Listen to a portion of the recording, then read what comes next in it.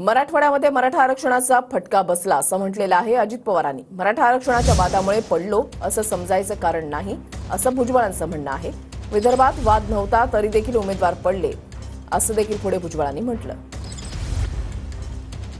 मराठा आरक्षणाच्या संदर्भामध्ये आपल्याला सगळ्यांना माहिती आहे त्याचा मोठा फटका विशेषतः मराठवाड्यामध्ये संभाजीनगरची जागा सोडून सर्वच जागेमध्ये आम्हाला त्या ठिकाणी बसला आणि अशा पद्धतीनं ह्या काही गोष्टी त्याचं विश्लेषण मध्ये भाजपची मीटिंग झाली त्याच्यामध्ये देवेंद्रजींनी पण केलं।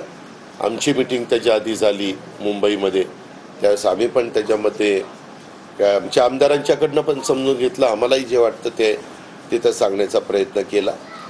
मराठा ओबीसी हा जो वाद आहे आपण मराठा समाजाला 10% आरक्षण दिलेलं आहे आणि ते टिकणार आहे।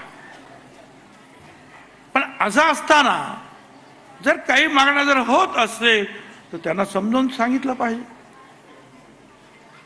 तुम्ही असं काही समजायचं काही कारण नाही की हा जो वाद आहे त्याच्यामुळे आम्ही पडलो असं समजायचं कारण नाही।